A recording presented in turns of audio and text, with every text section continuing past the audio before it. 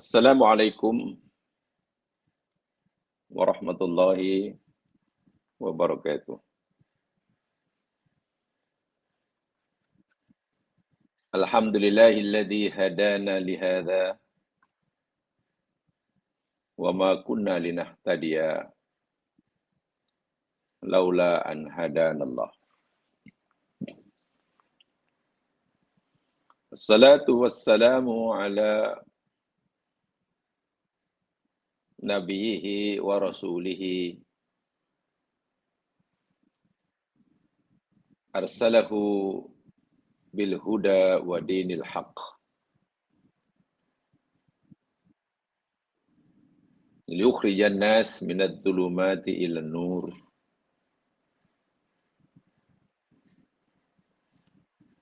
raditu billahi rabba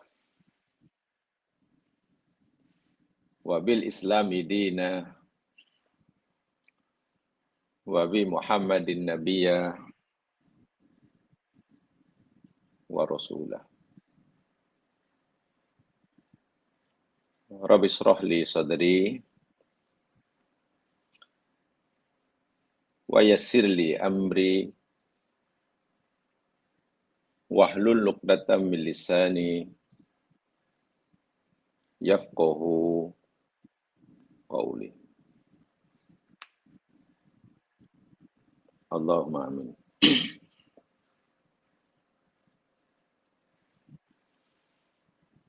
Didoakan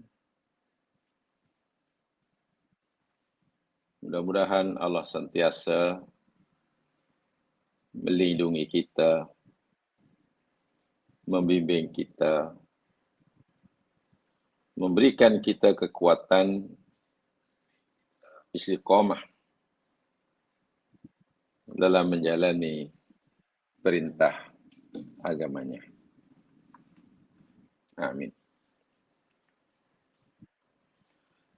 Alhamdulillah, lagi sekali pagi hari ini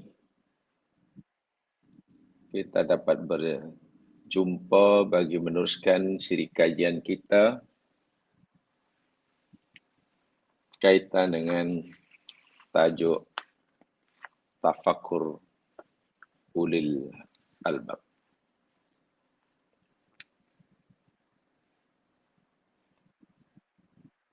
Hari ini kita akan pelajari ayat yang ke-27. Muka surat 29.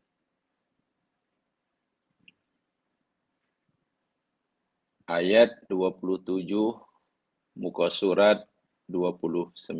Tolong dibuka bukunya.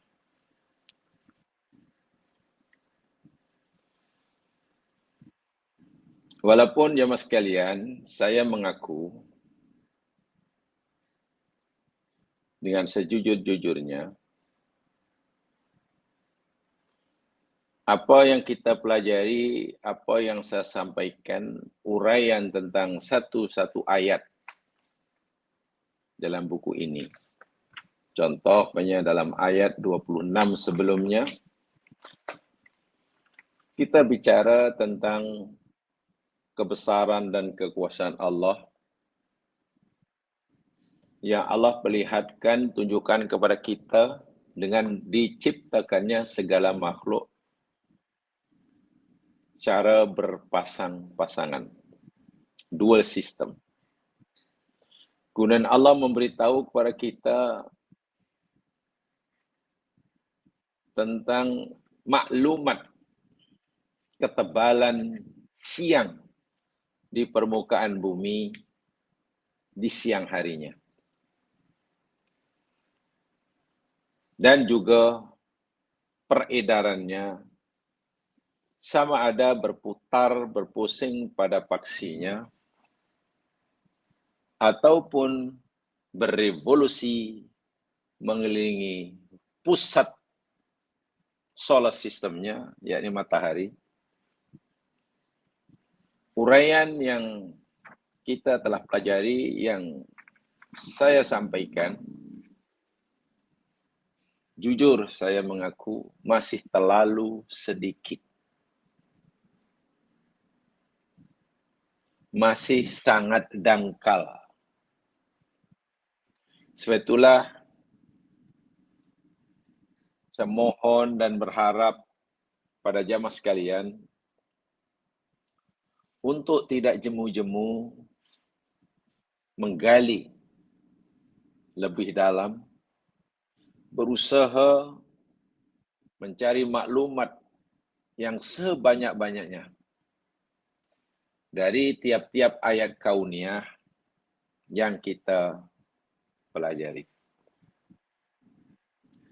Karena percayalah, ayat-ayat kauniyah yang Allah sebutkan dalam Al-Quran ini mengandungi maklumat-maklumat yang luar biasa. Maklumat-maklumat yang berkaitan dengan kekuasaan dia, kebijaksanaannya, kesempurnaannya, ya berkaitan dengan sifat-sifatnya yang serba sempurna, yang maha sempurna itulah. Sebab itu, bagaimana mungkin kita merasa telah cukup mendapatkan maklumat tentang kebesaran Allah yang maha sempurna itu. Sementara kemampuan yang kita miliki tentunya terhad. Tentunya terhad. Sebab itulah, lagi sekali saya berharap agar jamaah sekalian tidak jemu-jemu menggali lebih jauh. Ayat yang kita hendak pelajari ini juga masih berkaitan dengan ayat kauniyah. Kerana memang ayat-ayat kauniyah lah ayat-ayat yang menjadi objek kajian saintifik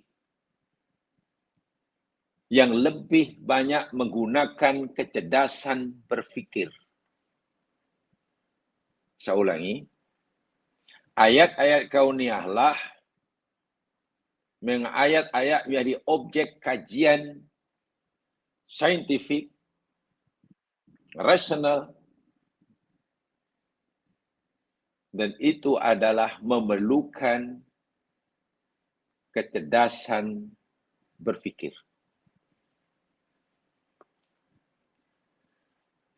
Kita bersyukur karena sebelum kita mengkaji ayat-ayat kauniyah, Allah telah beri kita hidayah iman kepadanya. Kita sangat-sangat bersyukur karena kita telah beriman bahawa Allah lah yang mencipta segala-galanya, tidak ada duanya. Kita telah beriman bahawa Allah Maha Berkuasa, Maha Agung, Maha Bijaksana, tanpa keraguan sedikit pun. Alhamdulillah, kita suka itu. Tapi Allah mahukan kita bukan sekadar mengimani, mempercayai bahwa Allah itu Maha Agung. Sebaliknya Allah menyuruh kita untuk dapat merasakan keagungannya. Allah bukan sekadar menyuruh kita mempercayai, meyakini kebesarannya. Lebih daripada itu, Allah menyuruh kita untuk dapat merasai akan kebesarannya. Bukan sekadar meyakini Allah Maha Pengasih, Maha Penyayang, tapi Allah suruh kita dapat merasakan kasih sayangnya. Bagaimana caranya? Dengan melihat, mendengar, memperhatikan kebesaran Allah, keagungan Allah, kasih sayang Allah yang Allah perlihatkan kepada kita melalui makhluk ciptaannya. Karena di sanalah Allah menunjukkan sifat kebesarannya, keagungannya, kelembutannya, kebijaksanaan, dan segala-galanya. Sebab tentulah jamaah setuju apabila saya katakan ada perbezaan antara sekadar beriman bahwa Allah itu Maha Agung dengan merasai keagungannya. Dua hal yang berbeza.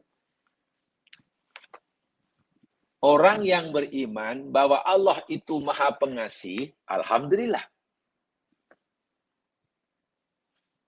Tapi keimanan seorang akan bertambah bukan dengan sekedar meyakini Allah Maha Pengasih, namun dia dapat merasai kasih sayang Allah setiap masanya. Nah, untuk dapat merasakan kebesarannya, merasakan kebijaksanaannya, dalam bahasa Arab panggil istish'aru azamatillah, dapat merasai kebesaran Allah. Tidak ada cara yang lebih berkesan daripada memikirkan ciptaannya. Ya, walaupun ulama sebenarnya telah memberikan beberapa cara ya, bagaimana cara agar kita dapat merasakan kebesaran Allah, merasakan kasih sayangnya, merasakan kebijaksanaannya. Ulama telah menggariskan ada 3 cara. Ada 3 cara.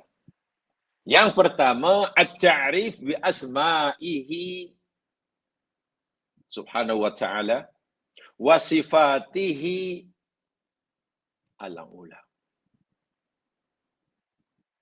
Mempelajari, memahami dengan bersungguh-sungguh akan sifat-sifatnya yang mulia dan nama-namanya yang terpuji. Ya, kita kenal sebagai Al-Asmaul Husna. Itu cara pertama. Macam mana kita nak mengenali Allah dan sekaligus merasakan kalau itu ada, umpamanya, Allah itu ada. Lalu macam mana kita nak dapat merasakan keberadaannya, kewujudannya. Kalau Allah kata, umpamanya, aku dekat, kata Allah. Dan kita yakin Allah itu dekat sebab Allah yang kata. Maksudnya, macam mana kita dapat merasakan kedekatan Allah kepada kita atau kita kepada Allah? Ma'iyatullah. Nah, itu dengan mengkaji Al-Asmaul Husna. Dan saya yakin jamaah telah, sedang, dan akan mempelajari Asmaul Husna. Alhamdulillah. Cara kedua, karya ulama, yakni dengan cara at-tafakkur fi makhluqatihi ta'ala. Berfikir. Menggunakan kemampuan nikmat fikiran. Mendaya gunakan kemampuan kecerdasan intelektual untuk memikirkan ciptaannya, bukan memikirkan penciptanya ya, memikirkan ciptaannya. Karena objek akal fikiran jadi ciptaan Allah. Sementara Allah sebagai pencipta itu santapan iman. Santapan hati. Kalau dalam istilah gunakan istilah Al-Quran, ciptaan Allah itu Allah suruh kita tafakkur, letaknya di sini. Sementara Allah sebagai pencipta itu objek tadakkur, letaknya di sini. Tafakkur, tadakkur. Itu setelah kita kaji. Itu cara kedua. Dan cara ketiga untuk kita dapat merasai akan kebesaran Allah, kebiasaan yakni apa yang disirat sebagai al-i'tibar bi akhbaris sabiqin wa ma fa'alallahu bihim. Mengambil pengajaran daripada kisah-kisah umat-umat terdahulu. Sama ada umat-umat dahulu yang Allah limpahkan kepada mereka rahmatnya, ataupun generasi-generasi dahulu yang Allah timpakan ke atas mereka azabnya. Apa yang Allah perlakukan pada mereka. Apa yang Allah timpakan kepada negeri Nabi Soleh. Apa yang Allah anugerahkan kepada pengikut Nabi Nuh yang beriman. Dan apa yang Allah timpakan kepada kaum Nabi Nuh yang kufur. Nah, mengambil pengajaran pada ini, 3 cara inilah digariskan oleh ulama-ulama dahulu, yakni cara kita merasakan, mengenali sekaligus merasakan kebesaran Allah, keagungan Allah. Bihadhihi turuq nata'arraf ala azamatillahi ta'ala wa qudratihi wa nuqaddiru haqqa qadrih.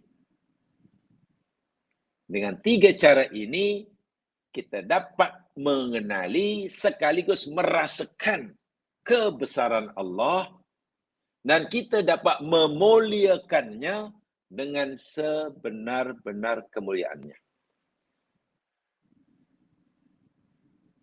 Sengaja ini saya tekankan ya mas sekalian, agar kita tak salah fokus, kita tidak akan lost direction dalam kajian kita ini. Sebab saya ulangi, meyakini bahwa Allah itu Maha Pengasih, itu satu hal. Dapat merasakan kasih sayang Allah, itu hal lain. Sebab itu kita mau bukan sekadar yakin bahwa Allah itu Maha Pengasih, tapi dapat merasakan kasih sayangnya terhadap kita setiap saat dalam minutnya. Kita bukan sekadar, ya Allah aku beriman, engkau ni maha agung, engkau ni maha berkuasa. Kita tidak mau setakat itu keimanan kita.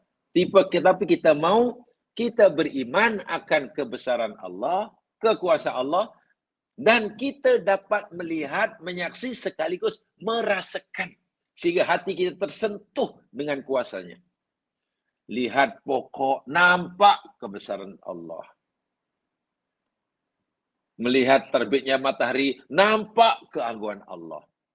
Bahkan melihat tetesan air hujan, nampak kebijaksanaan Allah. Sehingga hidup ini, kalau itu sudah kita dapatkan, hati sentiasa tersentuh, ya kita hanya kata, Subhanallah, Subhanallah. Rabbana ma khalaqta hadza batilan. Subhanak. Itu kan ayat yang dahulu kita pelajari. Orang yang sudah biasa mengucapkan Rabbana ma khalaqta hadza batilan subhanak. Itu sebenarnya mereka ini sedang tersentuh melihat kuasa Allah.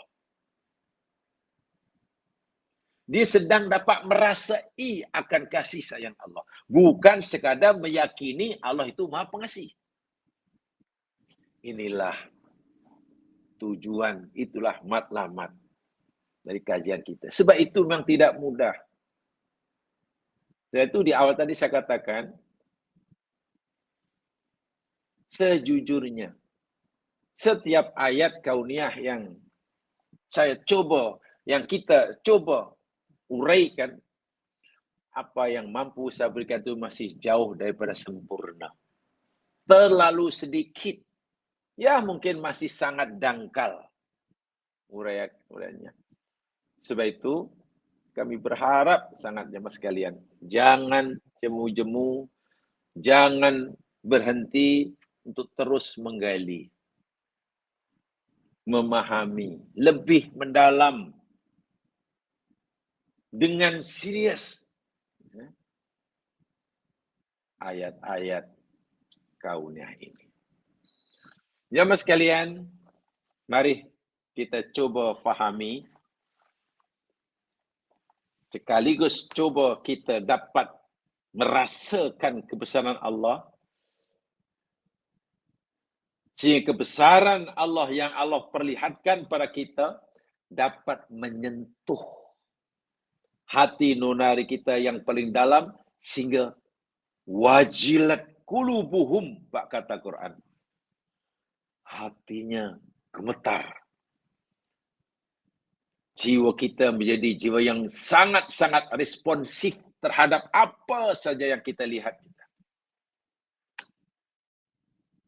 Tanpa kita sedari keluar ucapan suci, Subhanallah. Tanpa kita sedari keluar ucapan suci, Rabbana ma khalaqta hadza. Ya Allah, rupanya tidak sia-sia Engkau cipta semuanya. Selama ini hamba-Mu fikir ciptaan-Mu ini hanya menyusahkan hak kita.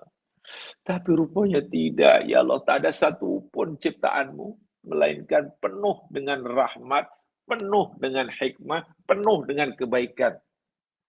Dahulu hamba-Mu ini, ya Allah, tak nampak semua itu. Ampunkan dosa.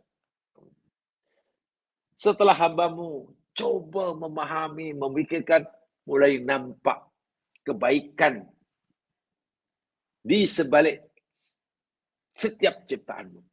Maha suci Engkau, ya Allah. Yang ada hanya syukur saja. Syukur, tunduk, memuji, syukur, tunduk. Jangankan semasa senang, masa susah pun dia subhanallah. Alhamdulillah. Bayangkan. Saya yakin semua kita telah belajar hadis Nabi. Diajar oleh Nabi. Kalau kita mendapatkan sesuatu yang kita seronok, kita suka, kita senang, doa kita dikabulkan, hajat kita dikabulkan, usaha kita dijayakan, kita nak sihat, Allah bagi sihat, Nabi suruh kita baca apa? Alhamdulillah bi ni'mati tatimmus shalihat. Kan gitu kan? Alhamdulillah bi ni'mati tatimmus shalihat. Itu bila apa yang Allah berikan kepada kita sesuatu yang kita suka. Dan bila Allah berikan kepada kita, apa yang Allah berikan kepada kita itu, benda yang kita secara manusiawi tidak menyukainya, kita ingin sihat, tapi Allah bagi kita sakit. Kita ingin untung, tapi Allah bagi kita rugi. Umpamanya. Apa yang Nabi suruh kita katakan? Alhamdulillah ala kulli hal. Betul. Maknanya dalam sekali itu ya Mas. Ingat, Nabi bukan hanya sekadar Nabi bukan sekarang menyuruh kita mengajar, kalau kamu sakit, katakan Alhamdulillah ala kulli hal ya. Bukan sekadar itu. Kalaulah Nabi hanya suruh kita, nanti kalau kamu susah, ucapan Alhamdulillah ala kulli hal. Hanya di sini, tanpa makna, jadi ucapan kosong. Alhamdulillah ala kulli hal itu sebenarnya ungkapan ucapan itu ekspresi daripada apa yang kita rasa dalam hati. Sehingga semasa kita susah pun, atau ketika Allah beri timpahan pada kesusahan pun, kita masih merasa wajib memujinya. Karena di sebalik kesusahan yang Allah berikan pada kita saat itu, kita nampak kebaikan yang tidak sedikit jumlahnya dan kadarnya. Kita hanya alhamdulillah, alhamdulillah. Sehingga hatinya lapang.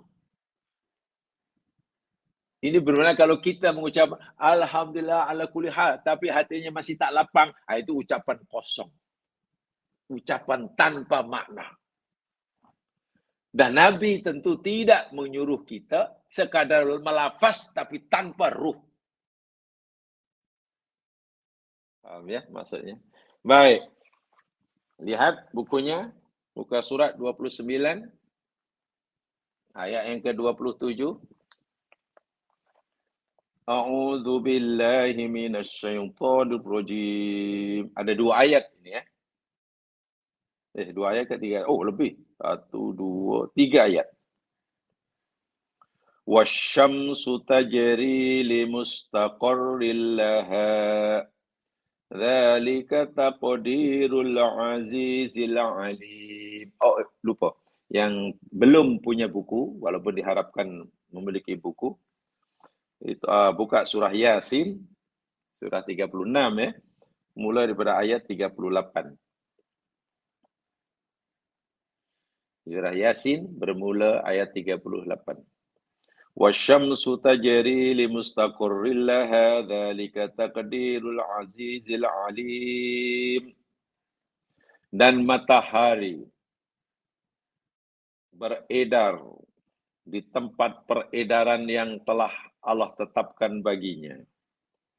Demikianlah ketetapan Allah yang Maha Perkasa lagi Maha Mengetahui. Wal qamara qaddarnahu manazila hatta 'ada kal urjunil qadim. Dan bulan kami telah tetapkan baginya manazil, tempat persinggahannya. Sehingga setelah sampai kepada marhalah manzilah yang terakhir balik. Masih 1, 2, 3, 4, 5, 6, 20, 21, 22, 27, 28. Kembali pada asal 1, 2 dan begitu.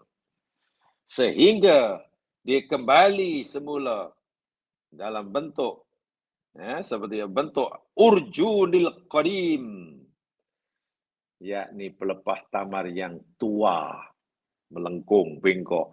Kita panggil anak bulan. Kan anak bulan melengkung. Itu namanya Allah umpamakan macam urjunil qadim, tidak lurus. Kenapa begitu? Kenapa bulan bentuknya berbeza-beza? Kita lihat dari bumi setiap malamnya. Katalah malam ini, pukul 8 umpamanya, kita melihat bulan di atas bubung rumah kita. Bulan bentuknya macam tu. Tempatnya di situ. Besok, pada pukul 8 juga, di tempat yang sama atas bubung rumah kita, tengok bulan yang semalam. Tempatnya tidak berada di tempat yang semalam. Bentuknya pun sudah berubah. Minggu depan, tengok bulan itu. Pada jam yang sama, 8 malam. Tempat yang sama. Tempat bulan sudah berubah. Tempatnya sudah berada tempat yang lain. Bentuknya pun, kenapa bulan seperti itu? Sementara matahari tak pun. Matahari kita tengok dari bumi setiap harinya lah, daripada terbit hingga terbenam, bulat sentiasa.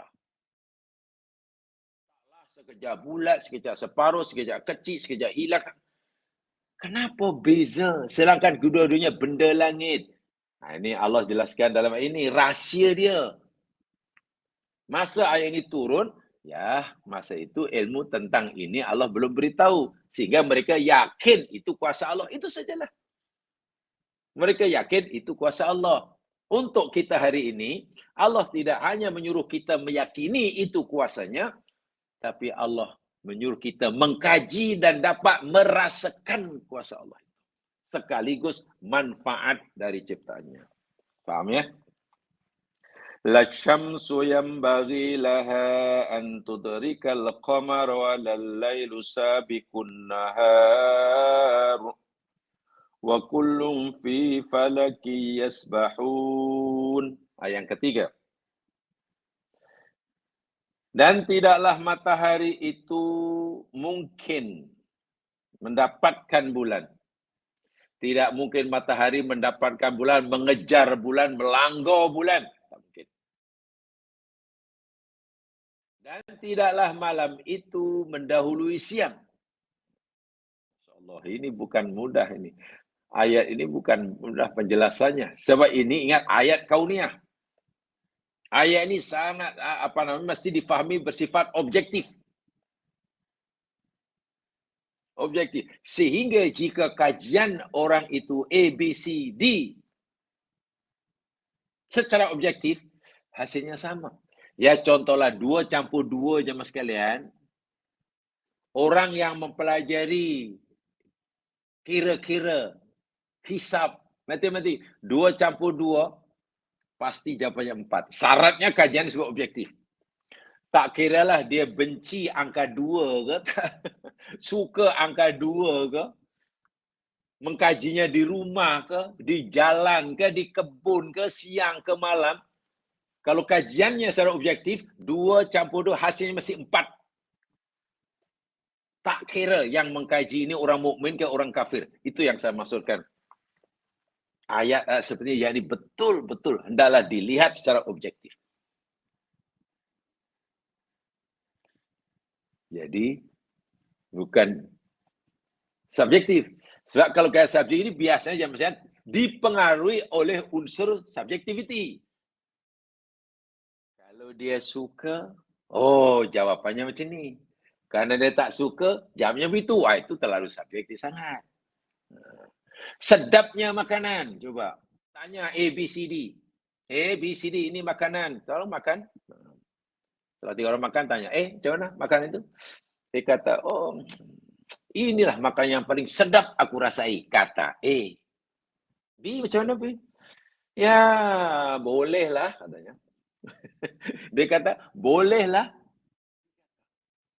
C, macam mana? Seumur hidup saya, inilah makanan yang paling tak sedap.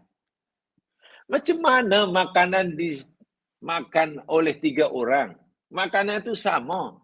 Masuk ke mulut mereka itu, ya sama-sama ada lidah, ada dada. Macam mana A kata paling sedap, B kata hanya boleh tahan, C kata paling sedap. Nah, itu mana penilaian bersifat subjektif. Pasti berbeza. Sunnatullah tidak begitu. Ayat sunnatullah itu Allah kata, hendaklah kamu fahami secara objektif. Kalau kamu fahami secara objektif, ya pasti betul. Walaupun mungkin pengkajinya orang yang tidak percaya pada penciptanya. Saya ulangi. Katalah ayat dikaji secara objektif yang boleh. Hasilnya betul. Walaupun si pengkajinya bukan orang Muslim. Tidak percaya pada Allah yang menciptanya. Dan memang begitulah ayat Allah. Tidak mungkin tidak mungkin matahari menjumpai siang, menjumpai bulan, dan tidak mungkin malam mendahului siang. Wa kullun fi falaki yasbahun, semuanya beredar, berorbit di tempat yang Allah telah tetapkan. Namanya falak. Namanya laluan orbit, tempat orbit. Jadi setiap benda langit ini Allah telah tetapkan laluannya. Jalan yang akan dilalui. Karena setiap benda langit itu bergerak. Yasbahun. Menunjukkan, memberitahu bahawa setiap benda yang ada di alam semesta ini semuanya bergerak. Yasbahun. Dan pergerakannya bukan pergerakan yang sekali-sekala, tapi berterusan. Berterusan secara aerodinamik istilahnya. Tidak seperti bergeraknya jarum jam. Kalau jarum jam bergerak tapi ada berhentinya. Tik, berhenti, tik, tik, tik, tik, tik. Nah, ini tak ada. Nah, macam itu. Nah, itu tak apa. Ada 3 ayat ya. Ada 3 ayat. Ayat yang pertama, 38, cerita tentang matahari. peredaran matahari. Wasyamsu tajri limustaqarril laha. Dzalika taqdirul azizil alim. Jemaah sekalian, mari kita kaji ayat ini. Kita tafakurlah. Nah, kita tafakur.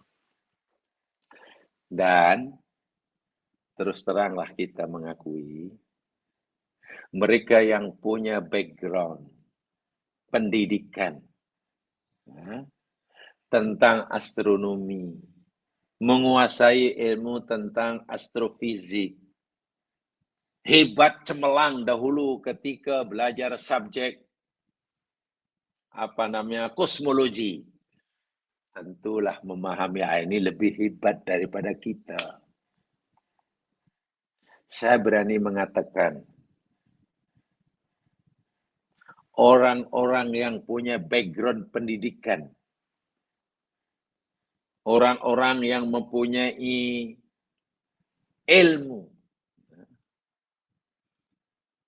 tentang 3 cabang ilmu ini, ilmu tentang astronomi, ilmu yang tentang pergerakan benda-benda yang ada di langit, ilmu tentang astrofisik, ilmu yang membicarakan tentang sifat-sifat karakter yang dimiliki oleh setiap benda langit, itu secara umumnya. Ilmu tentang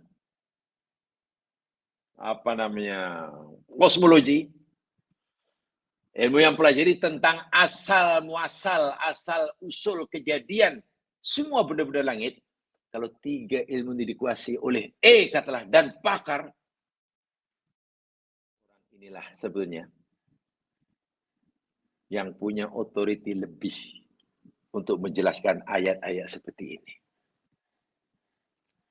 Karena ayat ini memang bidang ilmu seperti itu. Saya tuh minta maaf. Mereka yang tidak punya ilmu, paling tidak 3 tadi. Tak tahulah menguraikan ayat ini macam mana agaknya.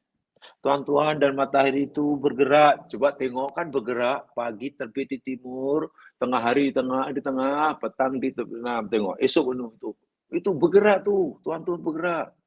Ya. Dan itulah bukti Allah kuasa. Itu aja paling-paling. Adakah salah? Tidak salah penjelasan tadi. Betul. Tapi adakah itu memuaskan semua orang?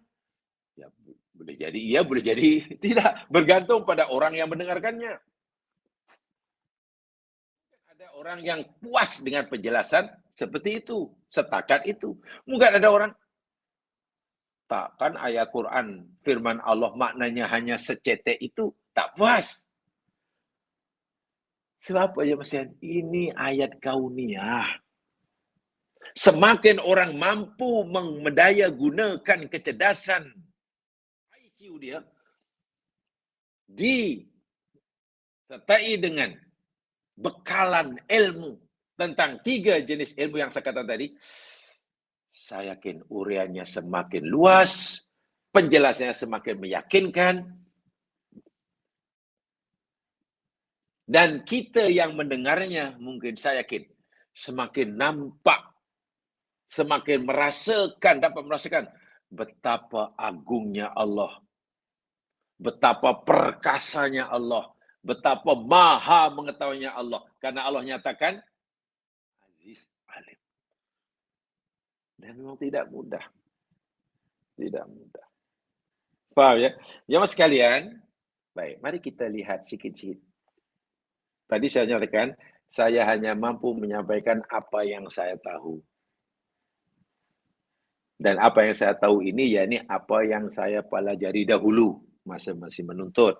Ya, ditambahlah sedikit dengan bacaan-bacaan yang ada.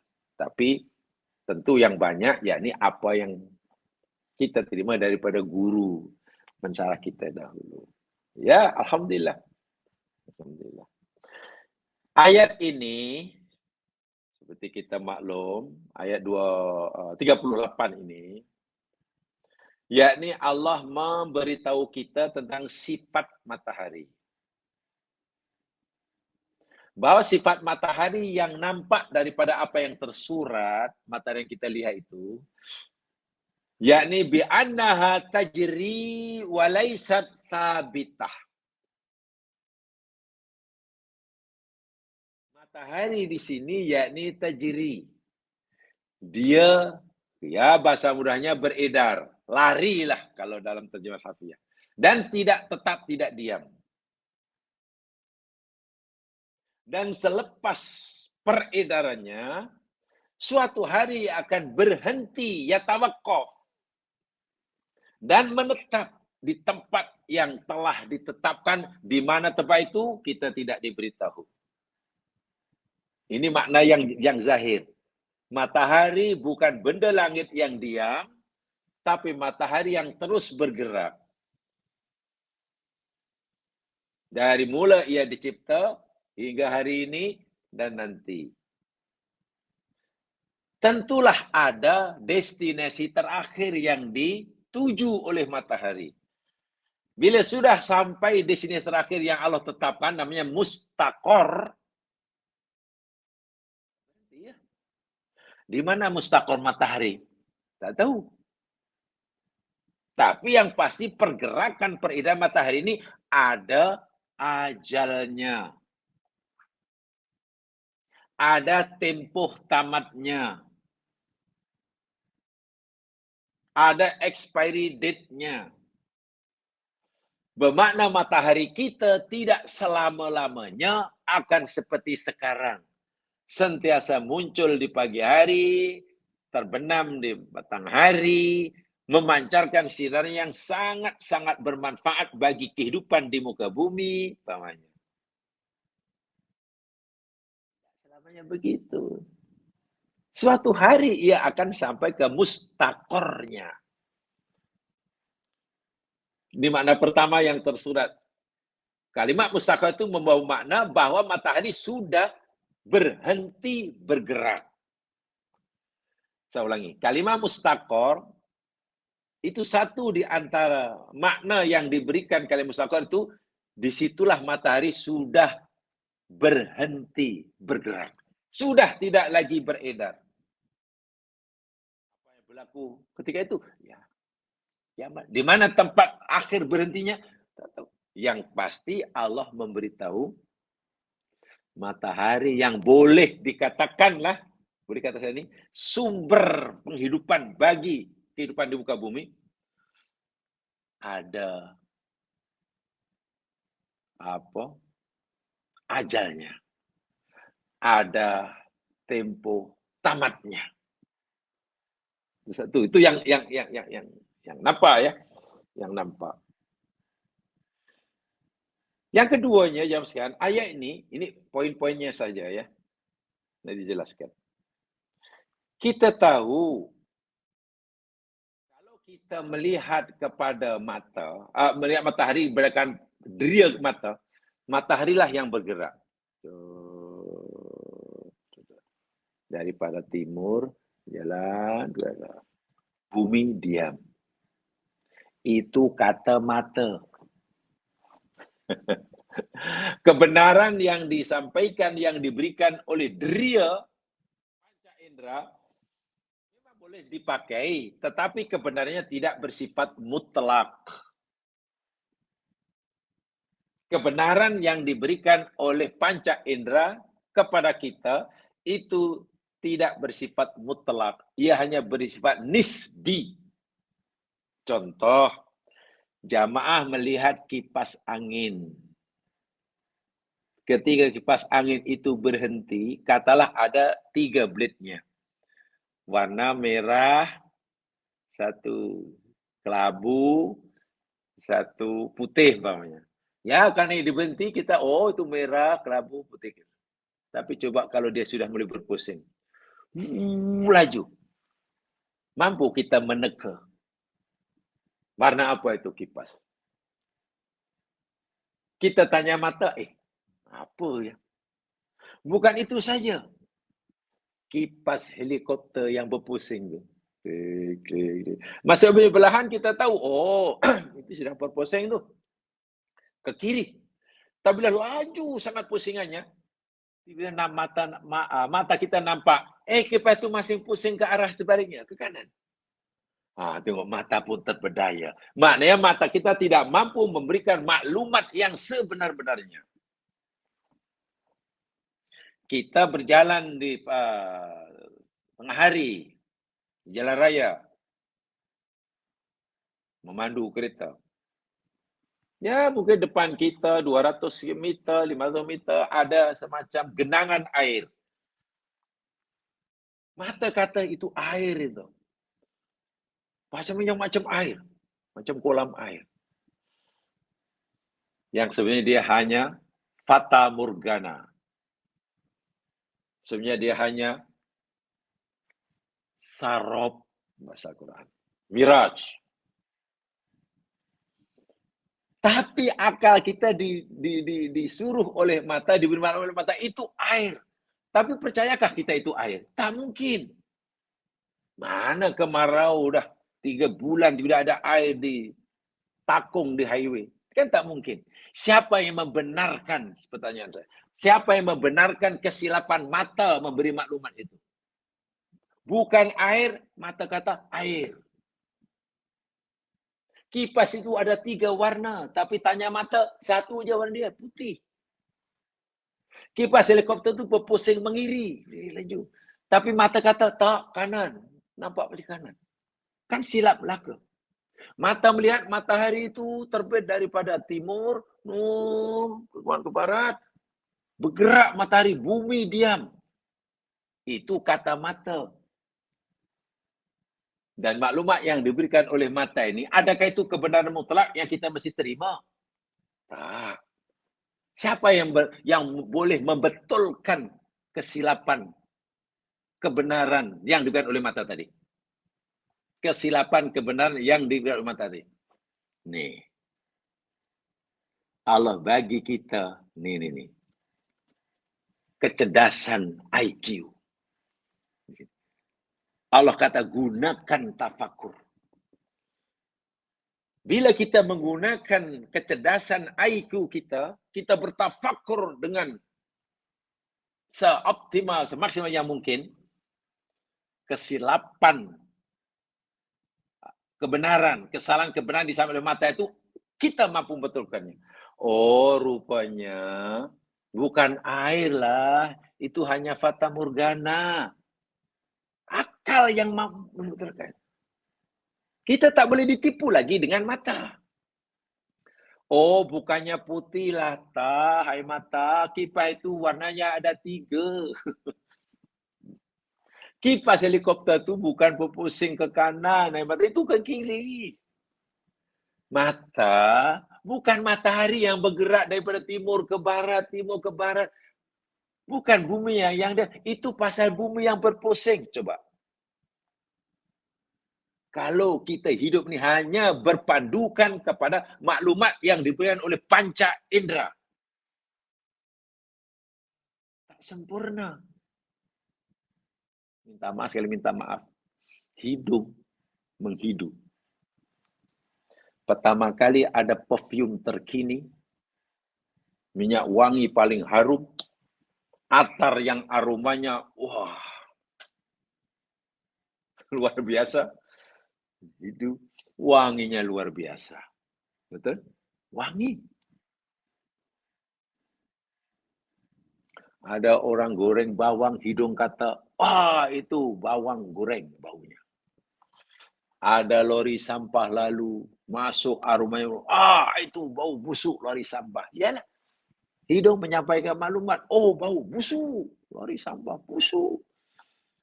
Setakat itu, hidung jujur menyampaikan maklumat kepada otak kita, dan otak kita pun menerimanya dan meyakini memang busuk karena itu sampah.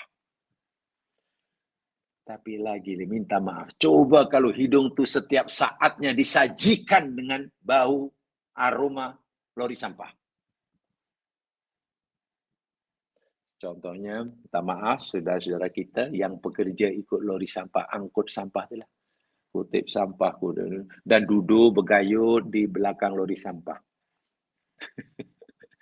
Dengan selamba minum teh tarik yang ikat tepi digantung. Sampai minum tu, Bang. Itu setiap saat dalam minitnya sampai dalam jamnya itu menghidu bau sampah. Mula-mula pasti bau sampah itu dirasakan di apa?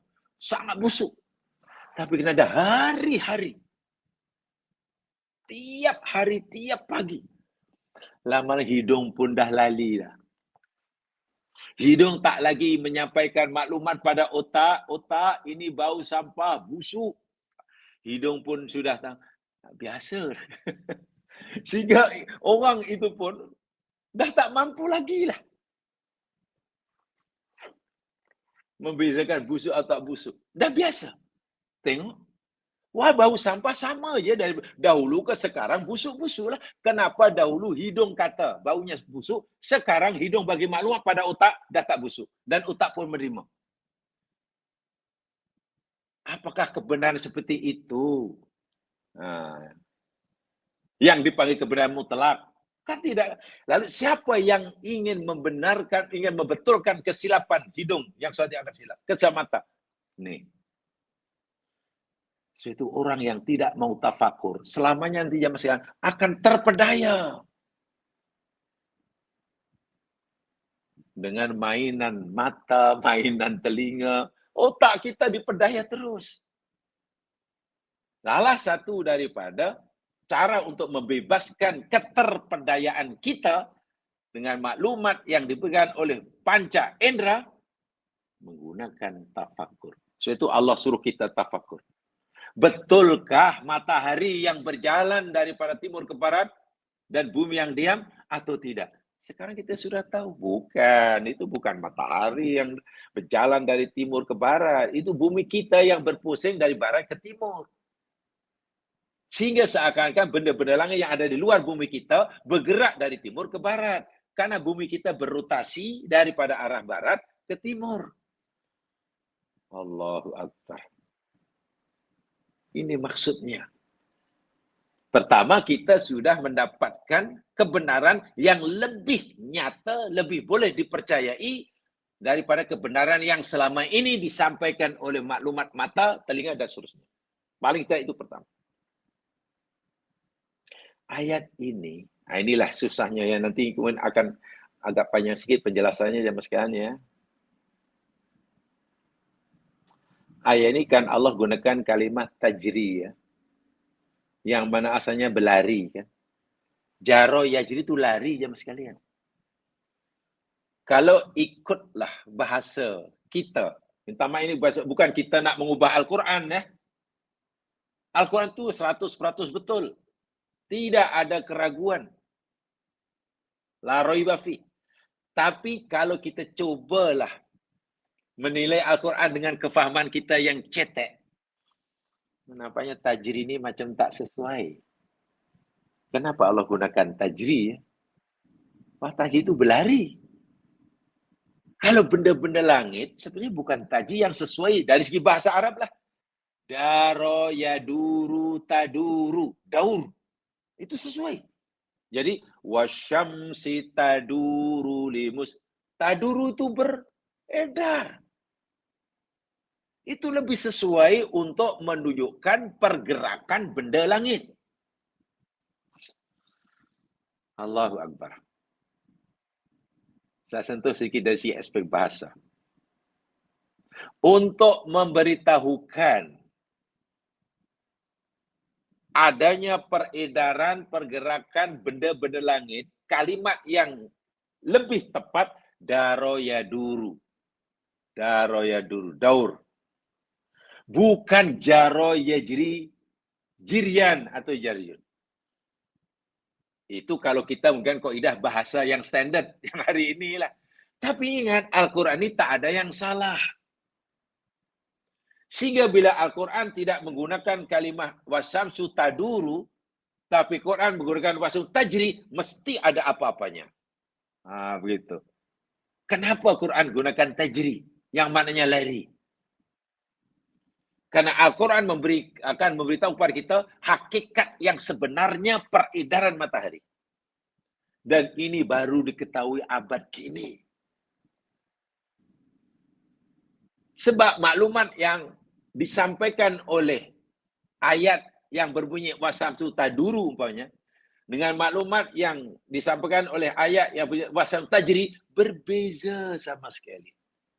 Kalimat taduru tidak menunjukkan bentuk, cara, pergerakan matahari. Matahari kan bergerak, beredar. Tapi kalimat tajri menunjukkan gambaran cara sebenar matahari itu beredar. Nanti penjelasannya. Dari situ kita hanya kata subhanallah. Begitu agungnya Allah. Begitu sempurna kebenaran maklumat yang disampaikan olehnya. Mata tak sampai ke sana melihatnya aja sekalian. Karena mata kita hanya nampak matahari terbit timur, terbenam di barat. Sehingga maklumat yang Allah berikan dalam ayat ini kepada kita tidak sampai jika kita melihat, hanya memandang dengan mata. Tapi kalau kita coba memikirkannya dengan ini, insya Allah kita dapat maklumat yang lebih banyak. Faham ya? Itu poin kedua. Mungkin begini nanti ya sekarang ya, tapi saya katakan tadi, yang saya sampaikan ini terlalu sedikit dari makna sebenarnya. Jadi mungkin apa yang saya sampaikan hanya bukan kunci saja. Kunci.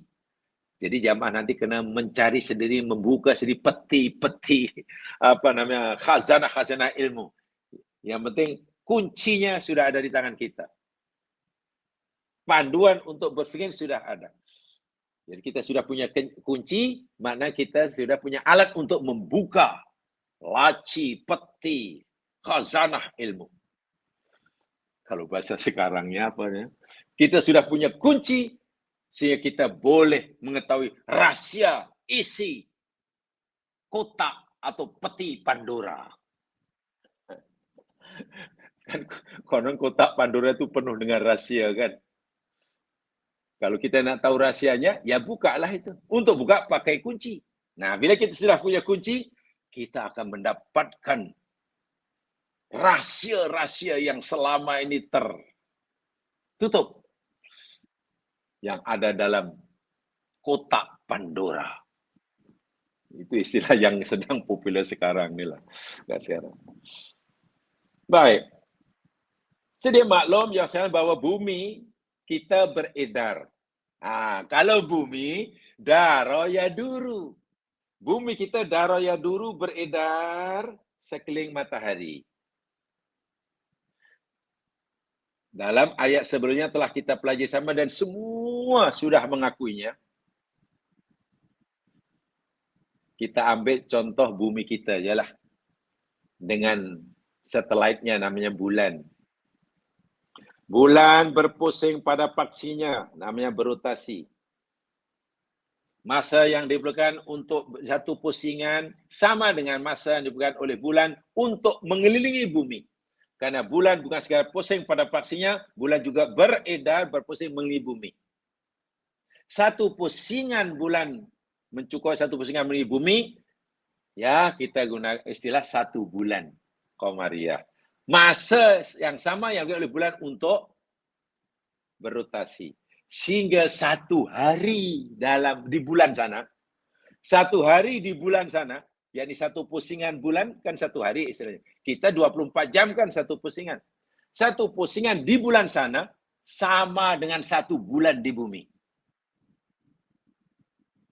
Jadi pusing satu dalam paksinya. Pusingan bulan kedua mengelilingi bumi. Pusingan yang ketiga, bulan ketiga, bersama bumi mengelilingi matahari. Dah 3 tu. Pergerakan bulan yang keempat, bersama matahari dan planet yang ada dalam keluarganya, dalam solar system, berpusing mengelilingi buruj galaksi Milky Way. Tidak ada yang berdiam. Bumi pusing pada paksinya, namanya rotation. Akibat rotation berlakunya siang dan malam. Akibat rotation ada perbezaan waktu. Antara kita Kuala Lumpur dengan Aceh tak sama. Dengan Makkah tak sama. Dengan New York tak sama. Pusingan kedua, bumi berevolusi mengelilingi matahari. Untuk mencukupkan satu pusingan matahari, kita panggil 1 tahun.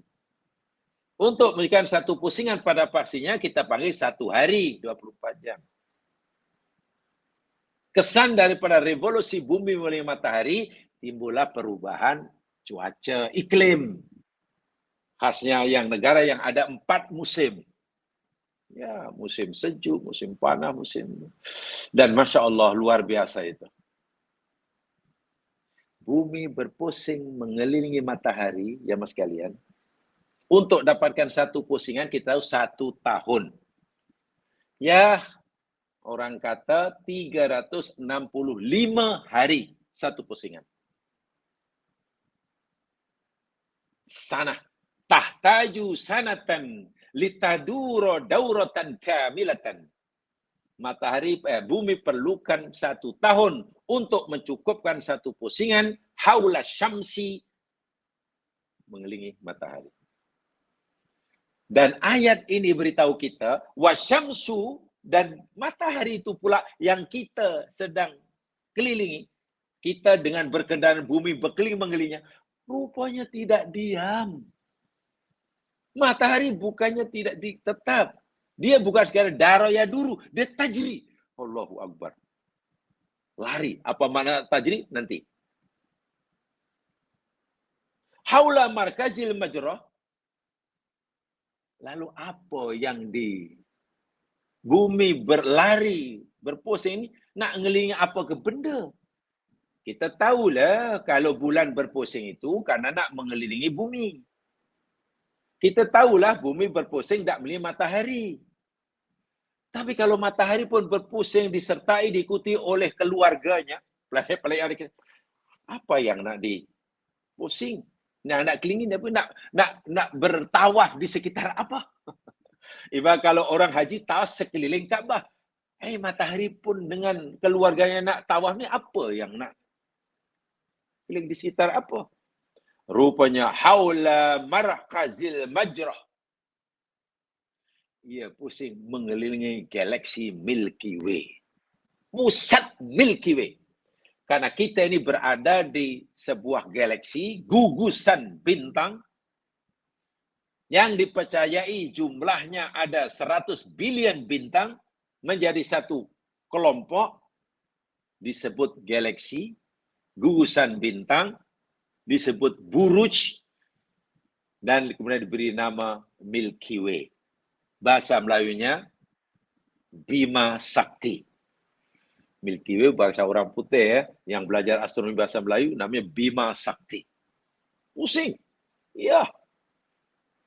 Walaupun bumi, matahari dan kita tidak berada di tengahnya. Ya agak di tepi lah. Agak di tepi. Bisur'atin, dengan kelajuan yang super laju. Tahu kelajuan matahari kita bergerak disertai oleh bumi, oleh Jupiter, oleh Mars, oleh ini mengelilingi Milky Way. Jamasan, kelajuannya yakni 828 ribu kilometer sejamnya. Allahu Akbar walillahil hamd. 828 ribu kilometer 1 jam. Bumi kita berpusing pada paksinya, tempat di Khatulistiwa, kelajuannya berapa? 1.660 lebih. Ya, lebih kurang 1.000 batu 1 jamnya. Bumi baru bergerak pada ini paksinya 1.000 batu. Ini matahari dengan keluarganya berpusing mengelilingi Milky Way dengan kelajuan. Pergeraknya matahari itu Quran sebut tajri tadi. Mahdi pun tajri juga. Di samping ia tadi, dia bersama keluarganya. 828 ribu kilometer 1 jam. Wa ma'a hadhihi sur'atil 'aliyati, dan dengan kelajuan sepantas ini, fa innaha tahtaju taqriban, matahari memerlukan masa untuk mencukupkan satu pusingan mengelilingi Milky Way, mengelilingi Buruj Bima Sakti, memerlukan masa lebih kurang 230 juta tahun untuk satu pusingan. Allahu Akbar walillahil hamd. Maknanya setiap 230 juta tahun, matahari kita disertai dengan ahli planet yang dikeluarganya berjaya mengelilingi Milky Way setiap 230 juta tahun sekali. Memulakan puncak lagi. Untuk satu jam tambah lagi 230 juta tahun. Pertanyaannya, ini angka apa bagi kita? Coba.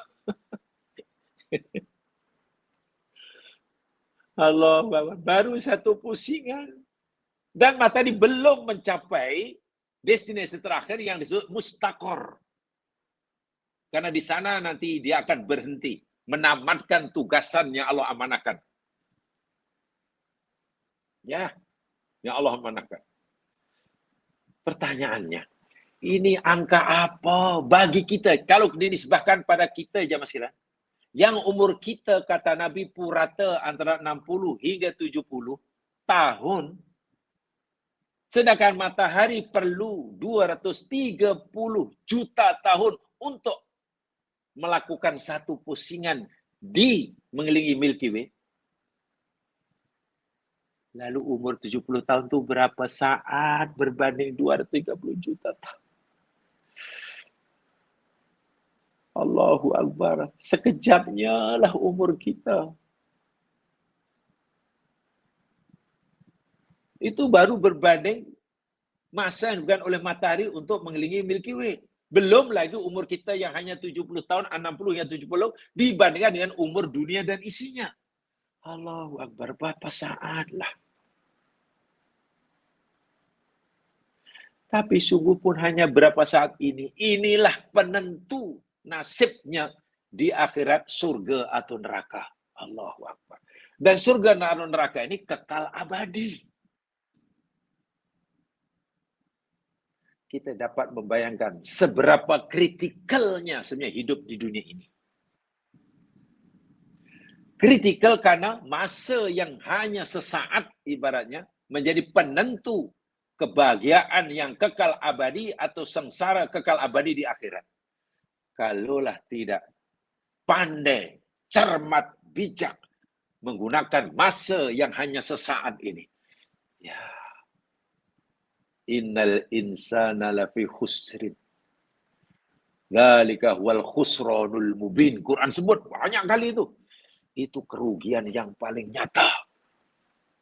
Ada yang lain Quran kata, itulah dzalika huwal fauzul azim. Kejayaan yang paling agung. Itu rupanya ditentukan oleh bagaimana kita memanfaatkan masa yang Allah berikan yang sebenarnya hanya sesaat. Mungkin tak sampai saat. Bila dibandingkan dengan umur matahari yang di pusat seleksi kita, lebih lagi dibandingkan dengan umur dunia dan isinya.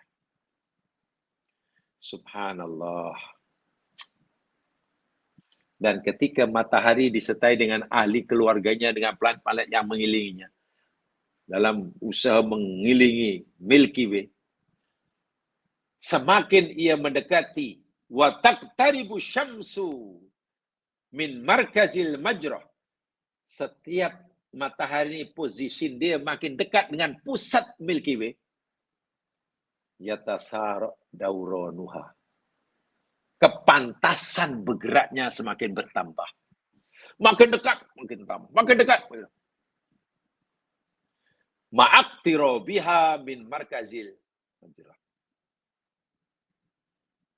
Seiring dengan semakin dekatnya ia dengan pusat Milky Way.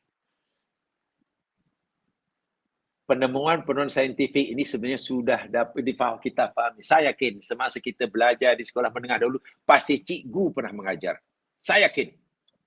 Bagi jamaah sekalian, kebanyakan belajar di MRSM. Belajar ASM pastilah. Ilmu tentang sains, ilmu tentang matematik, ilmu tentang fizik, ilmu tentang kimia, mesti tinggi lah. Ini kan sudah kita dapat dibuktikan setiap saatnya. Contoh, kalau kita bawa kereta, memandu kereta, kemudian depan situ ada runabout. Dan kita nak ambil laluan, bukan laluan ke kiri, angka 9, bukan angka lurus 12, tapi katalah angka 3.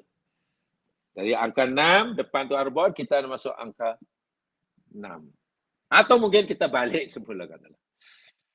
Jamaah sekalian, kalau kita memandu dengan kelajuan yang agak tinggi, ialah 40 km, 50 km sejam katalah. Kita tetap memandu kereta itu dengan kelajuan 50 km sejam. Ketika pusing dia orang buat tu. Saya yakin setiap kita pasti merasai. Pasti merasai.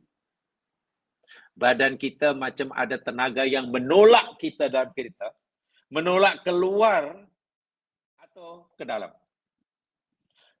Maksud saya menolaknya kalau kita di Malaysia kan memandu sebelah kiri yang sekian ya.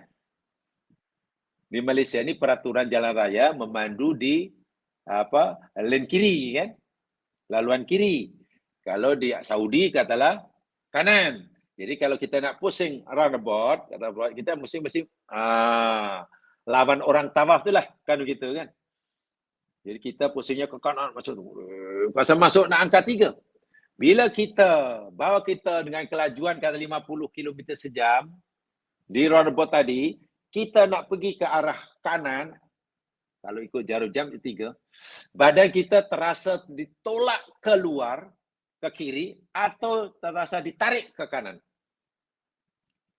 Saya yakin semua kita merasa ada tenaga, ada energi yang menolak kita keluar.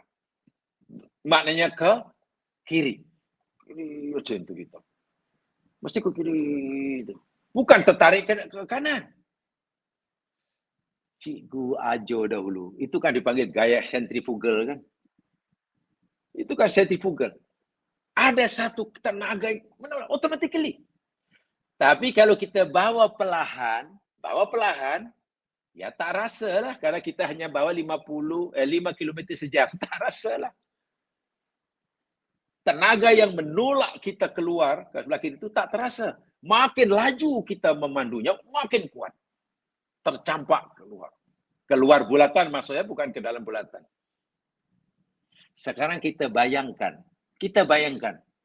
Bulatan tadi, katalah bulatan yang terdiri daripada magnet. Besi magnet yang punya daya tarik yang sangat kuat. Punya tarikan yang sangat kuat. Robot tadi. Ada satu besi yang besar magnet, kereta pula tertarik. Kalau kita membawa kereta di perlahan, jamaah sekalian, kita ditarik oleh magnet dalam bulan itu, tersedut dan himpit. Betul? Tarikan perlahan. Kalau kita bawa laju, sangat laju, 100-200 km/jam, kita tercampak keluar. Karena kemampuan magnet menarik kita masih kalah dengan daya yang menolak kita keluar. Gaya sentrifugalnya masih lebih besar daripada gaya tarikan magnet tadi. Sekarang macam mana supaya seimbang? Kita tidak tertarik oleh magnet melekat dan kita sudah tidak tercampak keluar karena kita nak belok ke sebelah. Kelajuan kita mesti kita atur.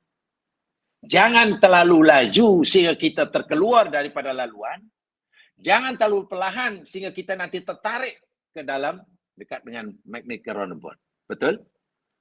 Kan begitu kan fisik yang cikgu ajar dahulu. Nah, untuk memastikan kelajuan kita itu dapat mengimbangi, itu kita perlu kemahiran.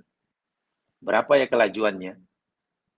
Ya mesti, mana kita kena tahu daya tarikan main itu berapa ya. Kalau terlalu laju kita keluar, tercampak keluar. Kalau terlalu perlahan kita tersedut ke dalam roundabout. Mana kita mesti punya kemahiran yang tinggi. Ini contoh real boleh dibuktikan setiap saatnya. Di alam semesta yang lebih besar yang Allah ceritakan dalam ayat ini, matahari dengan kumpulan planetnya, mulai termasuk bumi kita, berpusing mengelilingi galaksi Milky Way dengan kelajuan 828.000 kilometer satu jamnya. Dan bila pusingan dalam usaha berpusing matahari makin dekat dengan pusat Milky Way, ia akan menaikkan tingkat kelajuannya. Masuk usia 5, pecut laju-laju ibaratnya lah. Kalau kedua makin dekat, kena ditingkatkan kelajuannya. Kalau makin agak jauh sedikit, di luar, di tepi lagi, ya kurang sedikit. Makna kelajuan matahari tadi, ketika matahari yajri tadi, tidak sama. Kadang laju, kadang pelan. Kadang. Pertanyaannya, kenapa kadang laju? Bila makin dekat, pada bila laju? Jawabannya sudah dikatakan tadi. Jawab tahu tak? Pusat Milky Way itu pusat yang mempunyai daya tarikan gravity, atau kalau istilah fisiknya kan gaya graviton yang sangat dahsyat. Sangat dahsyat. Titik pusatnya itu punya daya tarikan yang luar biasa.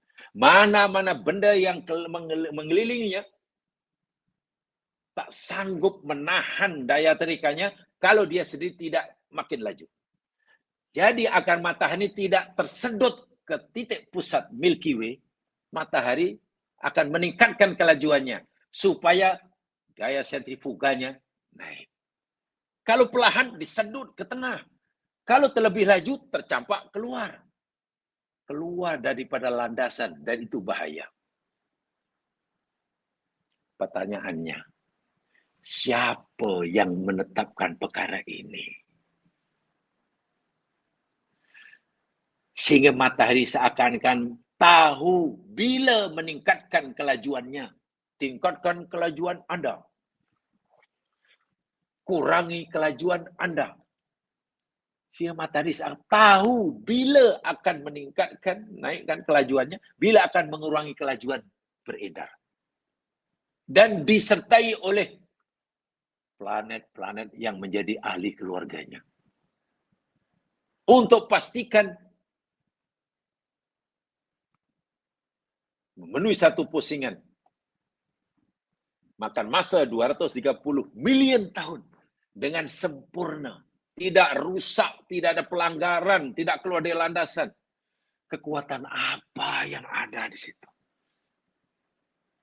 Allah memberitahu kita dalam akhir itu, dzalika takdirul azizil alim. Allah telah bentangkan dengan mata kita itu. Sebab itu saya kata tadi, orang yang mahir dan pakar dalam 3 bidang ilmu pasti nampak benda ini. Kalau dia orang mukmin, jika yang nampak itu orang mukmin melihat dengan bantuan peralatan-peralatan canggih kini, teropong teleskop raksasa dunia, pasti mereka hanya kata subhanallah, Allahu akbar, subhanallah, karena melihat satu pertunjukan yang maha dahsyat di alam semesta.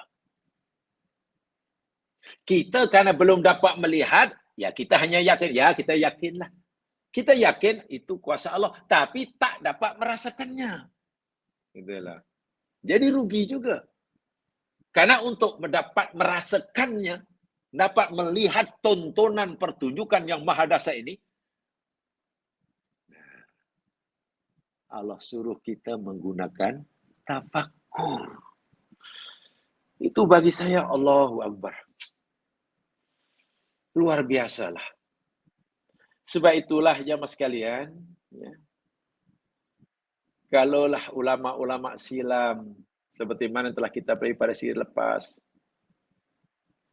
bahwa at-tafakkuru fi khalqillahi min a'zamil ibadat lah. Berfikir tentang ciptaan Allah itu adalah salah satu daripada ibadah teragung bagi Allah. Ibadah kepada Allah Subhanahu wa taala ni jamaah sekalian sangat-sangat mulia. Sangat-sangat hebat.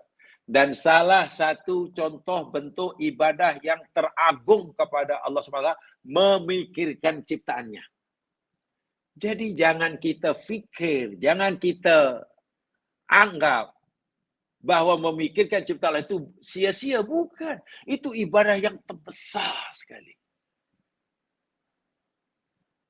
Bukan sekadar kita telah melakukan ibadah besar, kita akan dapat maklumat, penguasaan ilmu.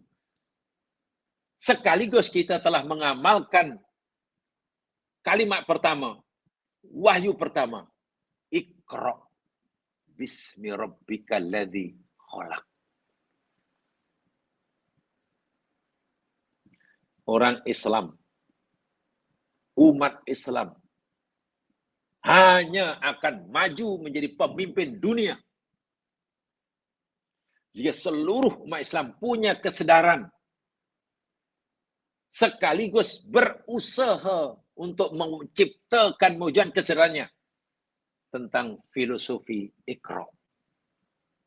Bila Iqra bismillahirrahmanirrahim telah diabaikan, umurnya tidak diguna untuk menyaut seruan Iqra, tapi hanya digunakan untuk berebut sana, berebut sini, caci sana, caci sini, tolak sana, tolak sini. Apa yang akan dimiliki oleh umat Islam? Secara pribadi tentu kita sedih mungkin umat Islam hari ini. Formulanya sudah jelas. Wahyu kalimat pertama, wahyu pertama punya Iqra. Satu di antara maknanya, kesan Iqra itu penguasaan ilmu. Sama ada ilmu berkaitan dengan ayat-ayat syar'iyah atau ilmu yang berkaitan dengan ayat-ayat kauniyah. Allah kata kuasai ilmu itu. Kamu akan maju, kamu jadi imam di dunia. Tapi bila itu diabaikan, orang lebih mengutamakan Allah. Ini menjatuhkan, serang mencerah. Apa yang ada dan tak habis-habis bila nuktahnya. Macam tak ada cutinya. Rimau yang kelaparan membunuh itu pun perlu rehat jam sekalian. Ya, tanya rimau. Ular kelaparan, cari mangsanya. Setelah berjaya menelan, katakanlah, apakah ular besar lah, mangsanya perutnya penuh dengan makanan. Nak napas pun boleh, nak bergerak pun tak boleh. Konon ada ular yang telah berjaya menelan seekor kambing pokoknya. 3 bulan dia duduk aja. Rehat. Itu ular paling ganas dia masih tidak ada belas kasihan bila lapar melihat mangsanya. Tapi itu pun rehat. Rehat. Dan tak ingin adalah ayam lalu pun tengok, tikus lalu pun tengok. Mungkin ada tikus main di atas kepalanya pun dia tak kisah. Aku nak rehat lah. Itu ular, binatang ganas. Tapi kadang manusia ini macam tak ada rehat. Ya, ingin memangsa orang lain itu macam tak ada rehatnya. Kalaulah tak ada rehatnya, lalu bila kita menyaut seruan Allah, Iqra ni bila? Sedangkan itulah kunci sebenar kejayaan umat Islam. Penguasaan ilmu. Ima ilmu ayat syar'iyah, wa ima ilmu tentang ayat kauniyah.